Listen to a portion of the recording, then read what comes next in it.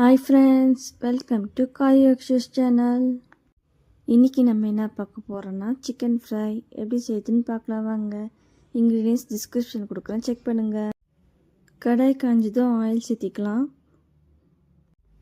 Oil சூடாகிடுச்சு. இப்போ நம்ம சிக்கனை சேர்த்திடலாம். சிக்கன் சேர்த்து நல்லா வதக்கிக்கோங்க. அடுத்து கருவேப்பிலையை சேர்த்திக்கோங்க.